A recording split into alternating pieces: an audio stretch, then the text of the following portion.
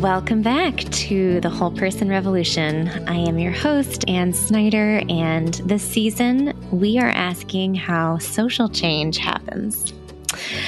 It's a question that can seem overexposed. We're awash in lots of talk about changing the status quo these days. It sometimes feels like that kind of language is embedded in every commencement address from university, of course, every activist's overture, and it pervades a lot of the vocabulary we use to hint at value, words like impact, scale, movements, and they're all perceived as just unvarnished goods, sort of the unquestioned goal of any worthy labor. But I have to say, a lot of this, and I think I'm not alone in this, can feel like just hamsters spinning. We're running really fast, but we're doing so inside a discouraging reality that certain crucial pain points are not actually changing. Growing numbers of lives that just lack the dignity that comes from opportunity and perhaps more importantly, woven structures of care, loneliness and anxiety, accelerating climate change, and just a general despair that injustice may actually be the ultimate arc of history. So the question becomes, what in all of this is up to us? And what maybe beyond us can change us, awaken us, persuade us, and move us to act? One craft that tends to hang around this question is film. Some years back, I had the pleasure of getting to know Ben Rekhi, who is an award-winning filmmaker of mixed Indian and American descent, whose open-heartedness and willingness to submit his own life repeatedly to the stories his camera finds just resonated with my own longing to have my pen and my living be more fully integrated. Ben is a humble, ever-curious guy, but he has had quite the career. After working with the Coen brothers in the camera department of Oh Brother, Where Art Thou?, Ben was hired by George Clooney, of all people, to shoot the behind the scenes for Confessions of a Dangerous Mind. He then went on to produce The Bomb the System, direct the South by Southwest Audience Award winner Waterborne, and write the English dialogues for Ben Kingsley in the Bollywood film Teen Patty. He directed The Ashram and then Watch List, the latter being a crime thriller that would wind up being nominated for 11 Filipino Oscars, ultimately winning for Best Actress and Best Supporting Actor. His fourth film, the one he was actually working on when we met, called The Reunited States, is a powerful documentary that came out in the fraught American month of January 2021. I invited Ben on here to illuminate the role of film broadly and hopefully more specifically on this question of social change, as he has lived it now for quite a while from inside the industry. Ben, I can't tell you how good it is to see you again, and welcome to the podcast. You as well, Ann. Thanks so much for having me. It's great to catch up after so long. So we are doing this series on social change. In film's relatively short life as an entity in history, like as a human creation, where generally would you place film in that equation? Sure. I mean, I would back up even further and say that story is probably one of the biggest agents of social change. And humans are storytelling creatures. Ever since, we're sitting around the campfire, we've been telling stories to each other to help make sense of the world around us. And it's really a way evolutionary for humans to share their experiences with each other, but also to build empathy and understand, different people's experiences and to test out, strategies of like human interaction and how we can, work with each other. And when you look at story as a beginning, middle, and end, it's had a lot of different incarnations over the years, whether it's literature, which was probably the first form of cave paintings into literature, and then later theater and radio, photography, and ultimately motion pictures. And to me, cinema, the power of it is that it combines all of those mediums that we've had before into one holistic experience. I'm so excited to be talking to you about this because it does embody my belief that cinema is the highest form of art, but also the one with the most potential for transformation. Because when you're sitting in a dark theater and watching, on the big screen, the magic of the movies, it inspires the sense of awe. And awe to me is when something you encounter is bigger than your previous understanding of the world, and it forces you to expand your horizons of what the world is. And it's through that moment of awe that you undergo a transformation. And cinema is highly underused in its potential to do that. And at the same time, we see a lot of that in the big budget movies and sometimes even the documentaries that come out, that really in that final minute after the experience is over, you kind of take a breath and say, what was that? How did that, how do I carry that with me moving forward? And I guess, to your question about when it became more of a tool that people realized they could use, in some ways since the very beginning. I think, the Lumiere brothers who invented the first motion pictures after Edison, had his camera, realized quite quickly that it would make people run from the room if they saw a train coming at them, and that this shared experience of, watching a moving image, it's been used also for propaganda and for ill will. Like, I think one of the first big examples was The Triumph of the Will, the famous Nazi film that led to a lot of recruitment for the Nazi movement. In the US, The Birth of a Nation was one of the biggest early films about the assassination of President Lincoln and the rise of the Ku Klux Klan. And so I think from its very beginning, the idea of this is an agent for change, or at least a way to tell a story to a larger audience emotionally. That's another difference between, fiction and nonfiction. I know we're talking about both documentaries and narrative films, but I heard a great quote recently that basically said that nonfiction tells you what happens, and fiction tells you what it feels like. And that's a really important distinction. As opposed to facts, you're getting the emotional experience of going through those events. And then if you fast forward, to more recently, like, in the 60s and 70s, we had all kinds of movies that at the same time, there was a cultural revolution going on. We had films like Guess Who's Coming to Dinner with Sidney Poitier, who, we sadly lost last year, but was one of the big conversations about race at the time. And it was through a motion picture. Even a film like Bambi, they've done research about how much that led to anti-hunting campaigns and people having more compassion for animals.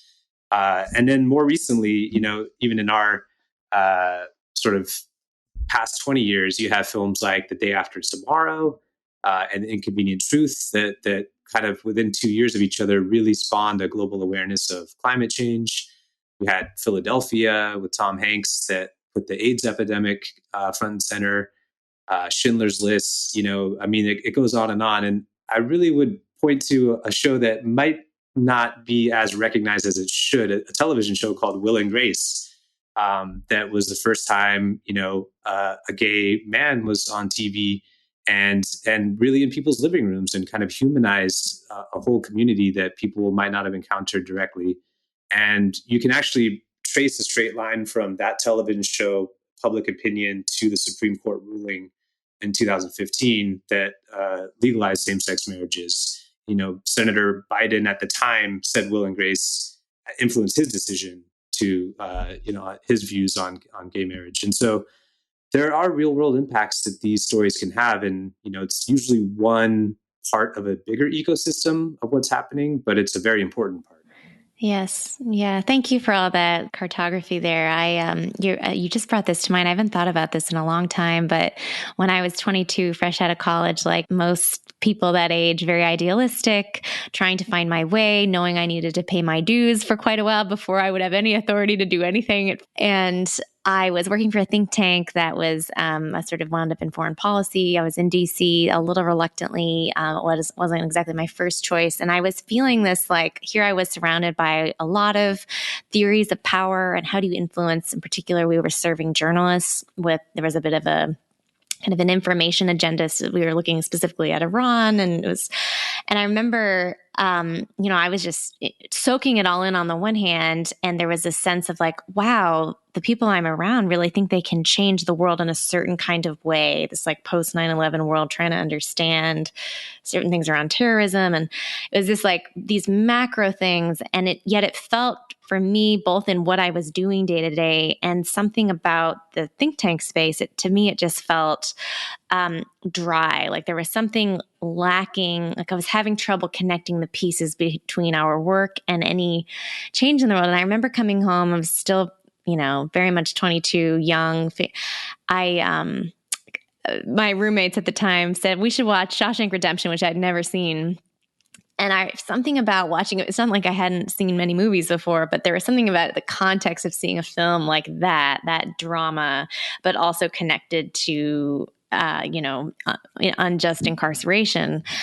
Even with the opening, like overture and credits, I still remember thinking, this is how change happens. This is a much more holistic, heart-filled way of accessing through a particular life, fictional or not, the stories we need to feel a part of to advocate or to identify with or to express solidarity. And in the moment, I had this like brief moment of like, maybe I should be a filmmaker. And I don't think I had any of the actual skills to ever get there. So you're way, way ahead of me. But I still remember this like awakening to a beautiful way of feeling like this was concrete. Like there was something here I could more fully understand as a fellow human being that I was having trouble understanding through like media influence and panel discussions and white papers. So I just hadn't thought about that in a long time, but I bet it probably resonates. Yeah. I mean, the Shawshank Redemption, here we are 20 years later, still talking about the impact that it had on you. I mean, that's the power of cinema. I think it was Roger Ebert, the famous critic reviewer, who called them cinema empathy machines, because I like that. Yeah. It really allows you to walk in the shoes of someone you've never met and be a fly on the wall to extremely personal moments in someone's life. And you can be right up there with them when they think no one else is looking and feel what they're going through. And that's hugely transformative. I similarly have an idealism, and I think both of us and hopefully a lot of your listeners as well, the fact that they're tuning in have that idealism that change is still possible, because we're undergoing change all the time. And it's exciting to think that for myself personally, I wouldn't be doing this unless I felt change is possible, both at the personal level and in the world. Because there's a famous saying that people don't change, and maybe that applies, to people that don't want to change or feel like they're incapable of change. But sometimes something happens in your life that just shakes you out of everything you've been doing before and makes you realize my old way of doing things doesn't serve me anymore. And perhaps I need to try something different. And if you work on it, and it's not easy to do, it can happen. And I think that one of the first ways it happens is in a change of opinion. An opinion change leads to a behavior change. And that's where I think movies can come into play, because when you're watching something and you might have looked at the world a certain way before, like Shawshank Redemption, and then it really humanizes what it's like to be in prison and the injustices that are there. And that story is about an innocent person who was put into prison and everything they were subjected to, and how it can actually make you worse off being on the inside than you were, and not preparing you for going back into the world. One of the saddest scenes in there was when that old man got released from prison and went to work at a supermarket, and he missed being on the inside so much that he couldn't function in the world anymore. And so recidivism and all these things, it touched on in a very human way.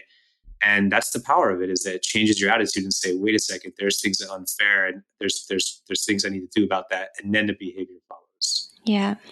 Your own enunciation moment vocationally, like how did you become a filmmaker, and has there been a bit of an evolution in your own understanding of the power of cinema? Or did you, from the very beginning of diving into this pool, did you know, no, I'm in this because I understand what it can potentially do and affect in the world?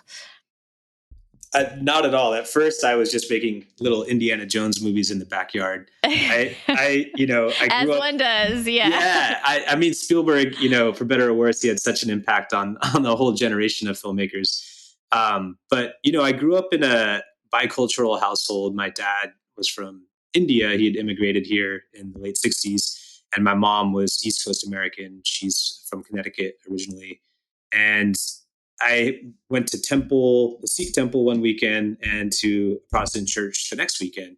And so I didn't realize until much later how much that impacted me in terms of holding these two different viewpoints as a child and, seeing those cultural rifts, but also the places of uh, middle ground. And so I think going into making these films in the backyard, it was kind of not an escape, but a fun thing to do with friends. We would get together and dress up and use the home video camera and just shoot these things for giggles. But I hope you still have them somewhere. Do you? I do. They're really embarrassing. I don't know how many of them will see the light of day. But there's it was something to do after school. We must have made like 100 of these over a couple of years. And with each one, we kind of learned a different camera technique or, story tool or something like that we were honestly just copying what we saw. And then at a certain point, it became the craft. And it wasn't until I went to school in New York to NYU that I kind of realized, oh, wait, there's a whole other potential for this that isn't just commercial and entertaining. There is a powerful story element to this. And we used to have this saying in New York that in New York City, you make films, and in Los Angeles, you make deals. And that kind of stuck with me when I went to work in LA, is that, cinema has a long tradition of art, but also impact. And I just found myself gravitating towards those stories. It wasn't until I got further into my career that I realized those are the stories that are worth fighting for and worth telling. Yeah. Well, I thank you for that. I'm curious if there is a particular film you've directed or worked on at whatever level throughout your evolution, really as an artist and a storyteller, that has changed you as a person as you've worked on it. It's one thing to sort of be a viewer, and then it's another, I think, to be so inside the process of sequencing a narrative, of getting to know the characters. Is there one you can think of that you're like, this actually kind of changed my life, or at least my outlook on life? Yeah, there is. There's actually two, both in ways I didn't expect. First thing I'll say is that the filmmaking process is a really long one. It takes several years to make a movie. And I used to joke, if you're not ready to spend 2 years of your life for 2 hours of someone else's time, then it's best not to even start, because it's the most foolish time trade-off I could think of, in the time investment. But during that time, a lot happens, and that's 2 years of your life in which you're dedicated to this one project, and diving really deep with it. The first one that really changed me was actually in kind of a traumatic way that I didn't expect.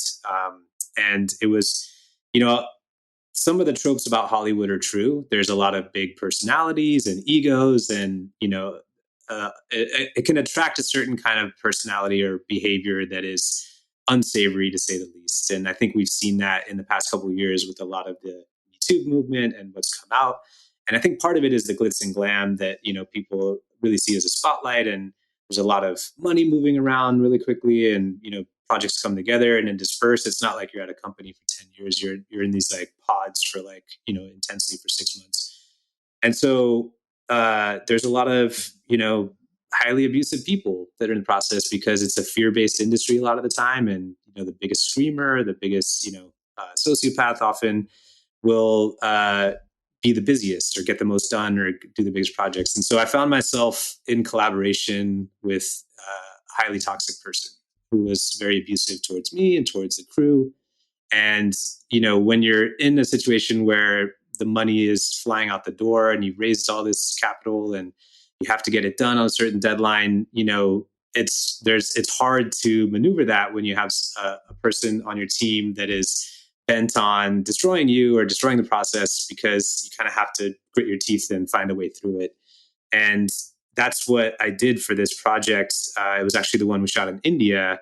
And it was hugely destructive to me. Like I realized, I really sympathize with people that have been in an abusive relationship now, because although this was like a work relationship, the level of trauma that people can inflict on each other is just frightening. And I came out of it. I had to go to therapy. This is when I found meditation and stuff. And it was a weird experience because shooting a film, anytime I was in the edit room, I'd have to be reliving those moments over and over. So it was like opening up the wound.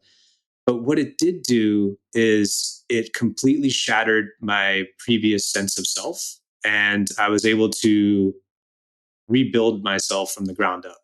And it ground me to powder in a way that all of the things I thought were important before about the script we tell ourselves about what matters in life, and this running voice in your head about, what you should be doing and what your life should look like, all of a sudden was out the window. And I was like, what really matters? And ultimately, professionally, I even thought about leaving the business because I was like, there's nothing is worth this. Like, you can lose sleep and you can lose money, but if you lose your sense of well-being or your sanity, like no project, no work is worth that. But I really came back to this idea that no, like I got into this to help people and to inspire people.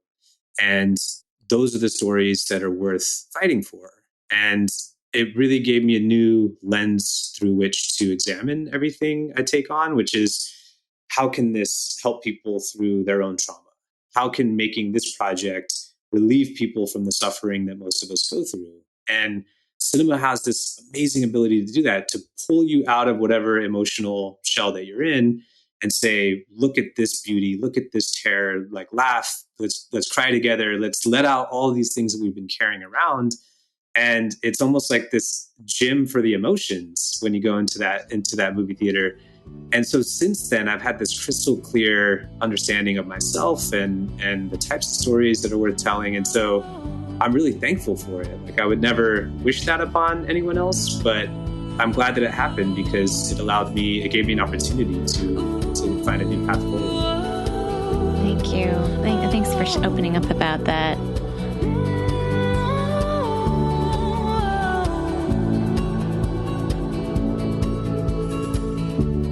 The second one was the Reunited States, the project where I met you on the journey of, just because I went into it with a certain amount of expectations about, politics and my own view on it, and it completely transformed me and made me realize my own biases. And that was a journey that I went through in the film that I realized was the story to tell, and how we identified all the characters. So that one was a more positive experience of how it changed my life. Yeah. Yeah, no, and it's a beautiful film. And listeners may know, when this podcast, which was originally born out of a project called Breaking Ground, got to spend some time teasing out the characters in that film. And I mean, it was after January 6th. So it was just a very kind of tense yet ripe moment to have that kind of. It's the story of multiple people's journeys, that one a politician, another a couple, another a longtime conflict mediator, and sort of the way you wove together and sort of on this search to understand what lies beneath our apparent political warfare and ideological suspicion. I think that was what was so beautiful to me about it. It was like a deeply human film, actually, that almost didn't have that much to do with politics if you, I think, watched it the right way, in a way, but has such implications for our politics, at least for how each of us engage. Yeah. So yeah, thank you for that film. I'd love to know what have been, when you think of like one or two of the most rewarding moments as a filmmaker, do they occur in the process, as you say, this like long 2-year deep dive perseverance, or are they after it hits the public, or both? Both. Yeah, it can be both. Part of what that experience I just described made me realize is that there's that saying that it's not the destination that matters, it's the journey in the end. And, the journey in this case is making the film. It's every day of the journey to that final product. And I've learned now that the question is, are you enjoying that experience? Are you, when you go to bed at night, do you feel like that day you've given it your all, or, you moved forward in a way that feels productive to your life. One story about how gratifying the journey has been was the project I did in the Philippines, Watch List. It was set against the extrajudicial killings that were happening there at the time when President Duterte had kind of legalized or sanctioned police killings and civilian killings of suspected petty drug users. And it really seemed like it was a war on, people of the lowest, most disenfranchised part of society, as opposed to drugs. But he made this kind of grand bargain with his population, which is, if you give me your freedom, I will keep you safe. And, that's a bargain that's being made in many parts of the world in sort of this shift towards more authoritarian regimes. But I initially had just seen a photograph was the inspiration for that film, of a woman who was holding her husband after he'd been shot and was crying for help, and no one would come to her aid. They were just taking pictures of her. And I was so struck by this image, I couldn't get it out of my head. So I ultimately found the journalist who had put the story together in Manila, in the Philippines, and I reached out to her and ended up getting on the phone, which became a 2-hour conversation about story after story of the most heartbreaking things that I'd heard. And at the end of it, she just said, "Why don't you come to Manila and see for yourself what's happening?" And so, kind of on a whim, I went out there and embedded with these journalists for 2 weeks while we drove to different crime scenes and, talked to victims' families and met with former police officers. And it gave me a profound respect for what journalists do on the front line, putting themselves at great risk to bring these truths to power. But it also really compelled me to want to tell this story because, again, I was, you read about the headlines and it's like this number of people were killed in this drug raid or whatever, but the family of that person has to pick up the pieces and move on with this massive hole in it, the next day. And that's where this story took off. And so there's this kind of, I don't want to say it was a inspiring moment, but it was definitely a awakening where I felt this responsibility, like I had been tasked with this story to tell. And the whole experience kind of unfolded like that, where I felt I wasn't the one telling the story. I was this vessel for it to come into the world. And it was a very liberating, sense of there's no ego in it. Like I was just the hand, there was a hand that was kind of guiding the process. And I just happened to be the prism that was refracting this light through it. And it is the one I'm most proud of. And the film that, I feel the most personally kind of connected to. I felt a responsibility to the people that it was about, that were suffering through this state-sponsored almost genocide, that if I didn't tell their story truthfully and authentically, it would be disrespectful. And that became this kind of guiding light through the process. And so, that was one experience that was the most fulfilling for that reason. And then another brief one, you talked about after the making of the film. I think the Reunited States has ended up being that in a lot of ways, because there's been so many people that message me or email me that just say, "Thank you for making this movie." Like, I have not spoken to my uncle, my sister, my mother in 2 years, and this film makes me feel like there's hope again. And I want to show this to them. And that to me has been the most gratifying thing, is just knowing that it has given people hope in a time where there wasn't a lot of it. Yeah. And perhaps even hope, which can be the catalyst for, even if you don't always have the right tools yet, hope like that can be the catalyst for a new way of engaging in a relationship that feels ridden by not seeing the world the same way. I think sometimes it's hopelessness and like a lack of seeing what's possible that keeps us so stuck in our painful estrangement from one another. And I do think that film in particular shows a better way. I'm so happy to hear that you have been encouraged specifically in the last couple of years since the Reunited States came out by the feedback, because I remember, I guess in the 2 or 3 months after it came out, and we were in touch because I remember I was sort of brainstorming with your team a little bit. How could it reach certain kinds of communities? Your more like impact strategy team as you were rolling out the film at a time when it felt like so timely in the American political scene and division.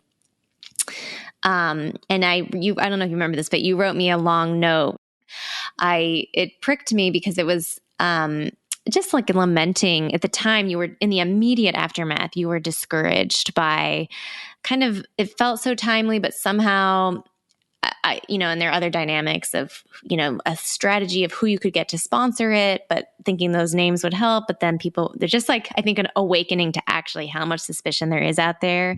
And in a meta way, like people ideologically positioning the film, and it was exactly like designed to subvert that behavior. So I'm just so glad to know that it may have taken a long tail, but that you've actually repeatedly heard this growing groundswell of gratitude from those who it has helped in their individual lives, their families, their friendships, their communities. If we're just thinking about time as this crass like thing to budget, it doesn't make any sense to spend 2 years on something for a product that people will watch for barely 2 hours. I would love to hear you kind of reflect aloud on that vis-a-vis, especially a documentary, which tend to be more explicitly around impacting a conversation or shifting a point of view or educating the public.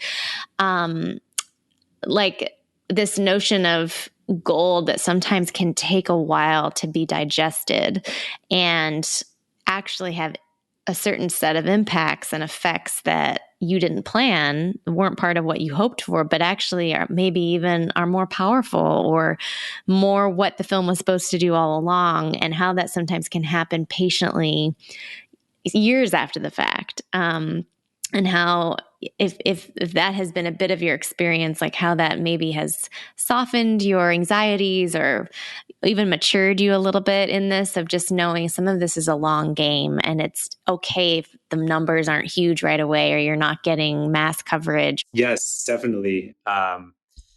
You mentioned in the immediate aftermath of releasing the Reunited States that I'd sent you a note about the difficulties of, it being accepted in the world. It's fascinating. I think that, timing plays a lot of this. There's a certain kind of zeitgeist in the world where a message is ready and in line with the medium and it's ready to be accepted. And then, sometimes that's misaligned. And in film, it's really difficult to time that. And I'm sure in writing as well, although there's a more immediate turnaround where you can address things, if depending on the format. Whereas film is like a 2-year journey. And then after that, there's like promotions and a timeline. And so I think right when we finished the film in mid 2020 was the perfect time to release it. But then we still had 6 months until we found our distribution and all that. And so it's really interesting. The thing that did happen since we spoke last time is that we did our PBS run and the film got into 200 million homes. Yeah. And probably millions and millions of people were able to see the film at that time. And it's still running. It still ran just before the holidays. And it was very important to us that the film had a kind of evergreen feel, even though political divisions are still there and they seemingly were at their peak right before and right after the election, they're still there. And so there is a need for these conversations to happen.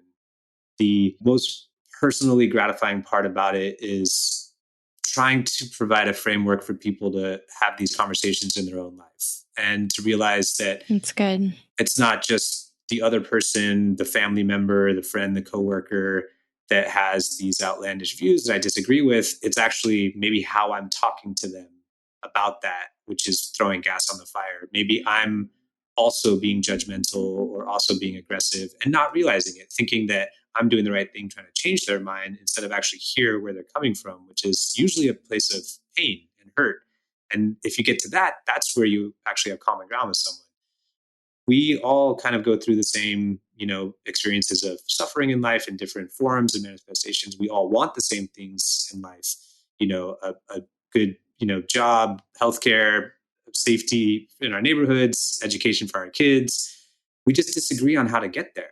And we have different ideas about the policies that will provide those solutions. And so if we can look at the things that we do agree on, maybe that's a place to start. And, that was the kind of most gratifying part about it was knowing that whether or not it was received at scale or at the right time, that it's out there for people to find now. And, it's on Amazon still that people want to see it, the Reunited States. It's great. I'm so encouraged, Ben. I really am. I just so believed in this film and was so grateful to kind of be made aware of it in process. It was just like, yes, it was so needed. And the PBS thing is fantastic. One of the beautiful parts about the documentary process is, I really love going down the rabbit hole and meeting people like yourself and, kind of finding people on the journey. And I guess that also kind of goes to when you lean into those things that you're most passionate about, you ultimately find other people on the same journey, on a similar journey. And likewise, I feel grateful for our friendship that we've been able to meet and keep in touch over the years because of this similar passion to how do we tell these stories and get these ideas out there that can help other people through their lives. Yeah. And I loved what you said earlier about the moment discovering a story that sort of almost felt like you were just a vehicle to have it told. Even though I don't do nearly the complexity of storytelling that you do, in the moments I've gotten a chance to do more, narrative nonfiction around police reform or reducing gun violence or post-wildfire recovery or certain kinds of brain. I mean, all kind of different sorts of stories that I don't always know what the thread is between them all. But I know that goosebumps feeling of this, for some reason, my path crossed with yours as a community or you as an individual. And I am here you already have all the threads. I'm just here to sort of weave it into something that will narrate why you matter to a broader world and why you're not you as an individual, why you matter, but typically an organization or work or cause or community. Right. The weaver of the fabric of characters. I'm sorry. I was just like so me. I didn't mean to be just like so predictable right there. No. But that's a great way to tie it all together. Yeah. No pun intended. One of the other stories you've told that has really stuck with me that you kind of spotlighted was the moving company in Utah. Yeah. The Other Side Academy. You have this uncanny way of finding these stories that really, and I think I even heard a podcast interview with them on this show. Yes. Good memory. But it's just a remarkable set of people and, really solutions oriented and kind of trying to help people get back on their feet through some pretty radical techniques and emotional discovery, which has just always stuck with me, that story. So thank you for bringing these stories out to people. I so appreciate your commitment and your hope and your love of cinema, but I want to poke at, I think more specifically documentaries. I think, we all have to constantly reshape how we deliver our work if we're in the storytelling business. And I would just more broadly say, I hate this word, but the content business. There's such a deluge of that nowadays. And it's such low bars to entry. And now so many new forms in terms of length and so on. When it comes to art that is intending to do something in the world, to change something, perspectives, to change those in power with the influence and resources to do something about a problem, et cetera, how is the documentary as a form being treated these days? Have they seen their best days as a form? Like, is the future or the imminent future TikTok? I happen to be married to someone who's like, I'll say, let's watch this documentary. And he'll be like, it'll just like have an agenda for me. Like there's a suspicion of being spoken at and being preached to, or even if it's beautifully rendered. And so maybe because I hear that from him and from others at times, I think sometimes I'm like, okay, where is this going? Are people oversaturated? Is this just a passive form of receiving a story and doesn't, there's a discouragement, like it doesn't actually shift XYZ that we would like to have seen it shift. I'm just like, as a form, I'm curious where you would situate it. Yeah, honestly. This brings up a really good point. I mean, I'll first say that I think we're in the golden era of documentary and nonfiction right now as we speak. Okay. There's more nonfiction work being produced and consumed than ever before. And that's a lot of it has to do with the streaming platforms.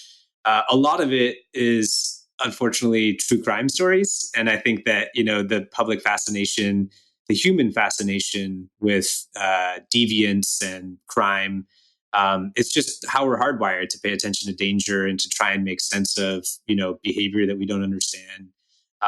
But it's kind of like looking at car accidents. It's not as productive, it's just how we're hardwired, and people have figured out that hack.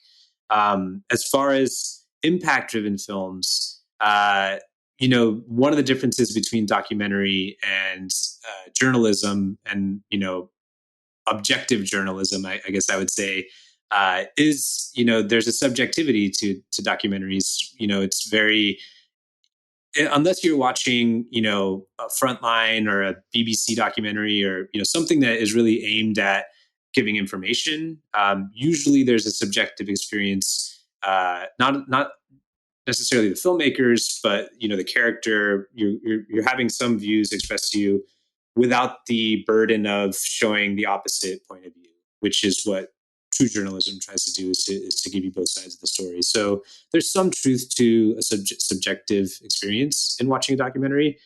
I will say that the bigger point that this raises is about entertainment, that any story that you watch in any form, first and foremost, has to be engaging and entertaining on an emotional level. And then secondarily, if there's some impact or some kind of, educational aspect to it, because otherwise it's like taking medicine. It's not enjoyable. It does feel like you're being spoon fed, not always just an agenda, but information, and that can be tiring. And so I would say the biggest challenge for storytellers is to find a story that is worth telling, that is, buries the lead, that doesn't, wear its agenda on its sleeve. And I mean, I would argue a film like Avatar, like it's whether you like it or not, it's raising issues about indigenous cultures, our relationship to the natural world, and, making us kind of feel those belief systems that might have been left behind, that have value to us today. And that's a hugely special gift, like whether or not, you like the film or not, it's great that that's, having such a big global impact. And then as far as documentaries and social media, it is getting shorter and shorter now. These clips, and there is sort of a fame economy that's associated with social media that is the same as what we're talking about with true crime, where it's just triggering, the kind of our impulses that aren't. It's like an addiction. It's like feeding an addiction of a certain kind. Yes, a dopamine release. And, when you ask children today what they want to be when they grow up, the number one answer is influencer. And, that's like kind of a crazy thought that like the dream job is for their lives to be broadcast on the internet, get paid for it, and hang out with other people that are doing the same thing. At the same time, I don't want to be like the generational alarm bell that every generation has. That I think that there's probably innovators and attention economy that is beneficial that we're not seeing yet, and that is a kind of communication fluency. The speed at which Gen Z's and younger's mind works now is unbelievable. Like, to hold a conversation with them, they're able to pivot between topics and ideas like at a speed that is pretty remarkable, and I think inspiring. And I guess the challenge, as with any generation, is how to harness that into productivity, and into something that's like beneficial. But it's coming. We can't avoid it. Like, I don't think there's any point in looking backwards. I do feel like, we can be bridges to a generation that still reads books and watches, feature length movies, and not everything has to be, 60 seconds or less. And so I imagine it'll balance out and find its own footing in the years to come. Yeah, the sort of maybe the creational, like human order of things will somehow find our way. We have ways of counter-reacting to when we feel really exhausted. Yes. I want to end on a maybe surprise note, which a few things you've said have brought up for me. I had an experience a couple months ago. I was facilitating a retreat for about 30 organizational leaders, some public intellectuals, and it's its own story. But it was, I would say the first half of it was more intellectual, kind of like cultural diagnosis, trying to just understand our times, basically, that sort of thing. And then I called an audible on the second day. I was going to kind of continue in that vein. And I somehow decided, no, I need to really honor some of the crafts people in the room and people who've devoted their lives in a certain direction for XYZ reasons. And I invited a very good friend of mine, actually, who runs a beautiful multimedia storytelling shop called Bittersweet Monthly.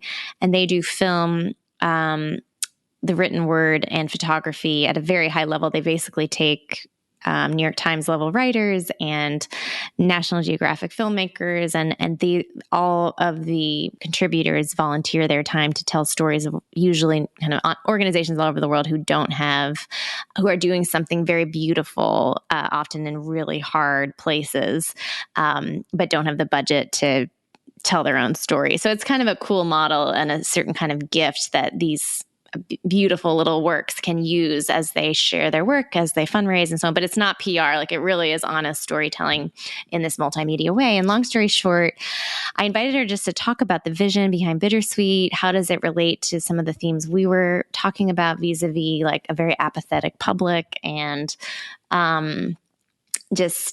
so almost the deeper spiritual realities of our time and our part of the world. And there was something about a community of 30 people having steeped together in a fairly rigorous way, not just intellectually, but also around meals. There was music.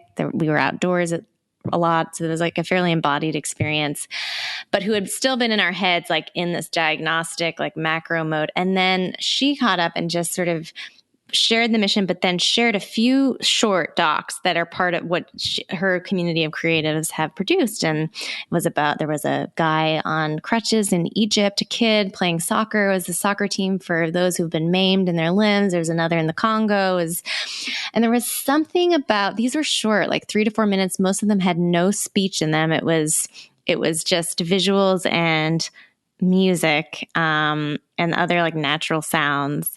And I've seen almost all of her work. We're like vocational comrades, so we share a lot of it with one another. And I had never been so moved, and I could feel the room like shaking and weeping in a way they would not have if they had A, been alone, and B, just been like surfing the internet on a normal work day, finding this, thinking it looks interesting, clicking it, watching it, maybe being a little bit provoked, but moving on with their days. And I was like, it sort of has caused me to think more deeply about how do you, when you create a film at whatever length, whether fiction, or whether nonfiction, and there is an emotional punch to it, and it might actually tell you something very true about reality and also spark and inspire you as the viewer to continue on even in what you're doing. It's not like you have to necessarily help those who don't have limbs in Egypt, but there's something in the theme that you're resonating with that encourages you to go about your own day-to-day life and service and relationships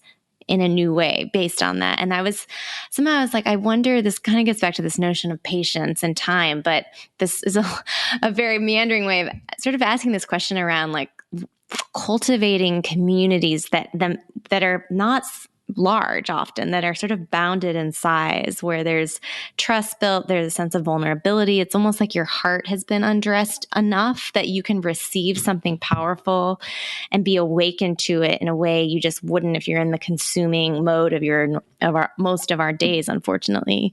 So I'm just curious if you've thought about this element of things. Like, so much of our lives are individual. We access the internet by ourselves, and it's part of a million other things we're absorbing.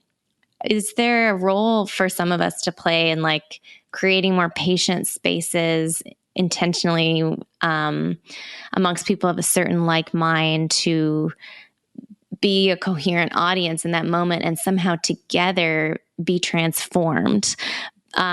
And it actually changes almost the entire potential of the piece of art. Does that make sense? Yes, it totally does. It's something I constantly think about, is the lack of community in the modern age. I think as far as movies are concerned, it's still one of the most beautiful aspects of going to the theater. And it's one of the things that's dwindling just because of how much information is coming at us and our home systems and being able to see anything you want at your fingertips. But, it conjures to me that dark room where the lights flicker across the screen and that taste of popcorn and, sitting next to strangers and totally bearing our souls and crying together and laughing together. And, it's part of the reason why I feel that theaters will always be around, is that it's still this community gathering to express our emotions. It's still the best place for, young people to go on a date and to be frightened together and to exercise all these things we've been holding back. I would love to see and find a way to build these smaller communities for people around the country, because I think, it's like a book club has been in previous generations, but how do we give the space for each person to share something that they're working on or that they're going through in life, and that we can all kind of support each other for? I think that's beautiful. And that's something that, we don't have as much of. I would love to brainstorm and see how to make that possible. It's actually on my list of resolutions and just in life in general, is how to build these smaller communities for us, that we feel supported and that we can share these things, because it's a lonely way to go through the world, is to carry all these things and not feel like you have someone to talk to them about. And it's happening at scale. I think loneliness is a huge epidemic, and it should be addressed, because I don't think that social media is the end all answer to finding your community. It may feel like that, and it may, be seductive in that way, that you can find your group of people or your number of likes, but it starts to distort the truth, where you're not actually being truthful and showing only the best parts of your life and trying to, keep up with someone, a friend that you feel is having a better time in life, and it can actually be really counterproductive. So the more in-person kind of small group communities, the better. And you're right. I think film and storytelling and sharing our work experiences in general could play a part in that. Thanks, Ben. Well, let me be your comrade in sort of careful but also joyous community building. I'm right there with you. And thank you for your work and your, I think, just witness to what it is to persevere in a craft with ongoing joy and a spirit and mind, and that is open to continuing to learn throughout life, even as you're giving such a gift to so many to kind of render their stories for a watching public. So I love what you get to do, and it's an honor to share a bit of it with our listeners today. Thanks so much for having me. I really enjoyed this so much. I got to talk about aspects I didn't expect, and that's always a surprise.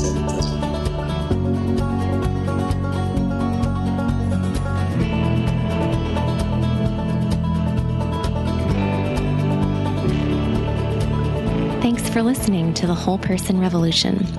Check out this podcast's cultural and theological seedbed at www.comet.org, where you'll find imagination for a thriving society animated by the Christian humanist tradition, including regular writing by Alan Jacobs and other literary luminaries, The Welcome Table hosted by Greg Thompson, Zealots at the Gate, a feisty new podcast about religion and democracy featuring Shadi Hamid and Matthew Koenig, and a whole lot more. And consider getting involved in our growing Comet community. You can write, you can read, you can host a Comet supper in your neighborhood, or you can participate in a conversation with your fellow readers and an author. We want to equip you to be an agent of renewal in our time, and we need to learn from you. Write to us at podcasts@comet.org and expect a substantive exchange. We're honored to have you within our orbit and to pilgrim together toward wholeness in a world splintering against it. The Whole Person Revolution is hosted by Comet Magazine, edited by Becca Bruder, produced and with original music by Ali Crummy, audience strategy by Matt Crummy. I'm Ann Snyder, and I'll see you next week.